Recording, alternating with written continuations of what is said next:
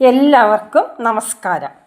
പശു ഗോമാതാവായത് എന്തുകൊണ്ട് എന്നതാണ് ഇന്നത്തെ വിഷയം.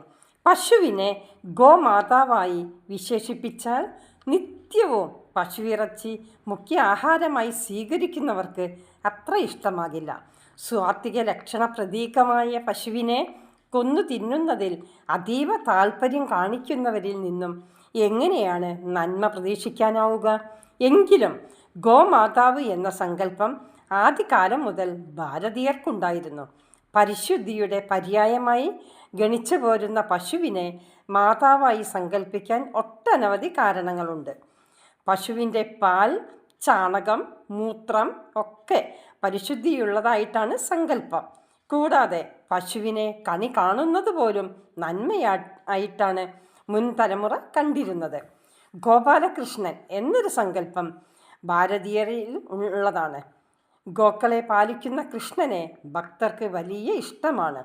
സനാതന ഭാരതീയ സംസ്കാരത്തിൽ ഒട്ടും പുറകിലല്ല ഗോമാതാവ് എന്ന സങ്കല്പം.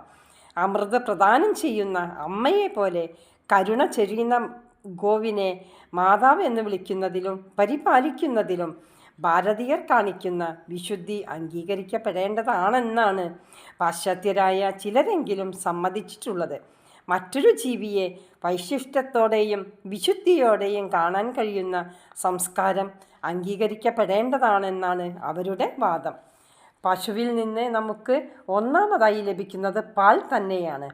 ഔഷധങ്ങളുടെ ചേരുവയായി എക്കാലത്തും ഉപയോഗിച്ചു വരുന്ന പാലിൽ നിന്നും തൈര്, വെണ്ണ, നെയ്യ് തുടങ്ങിയവയും ലഭ്യമാകുന്നുണ്ട്.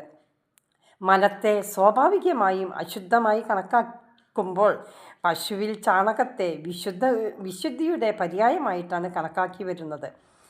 ഗന്ധമുണ്ടാകില്ലെന്നത് മാത്രമല്ല ഇതിൻ്റെ പ്രത്യേകത.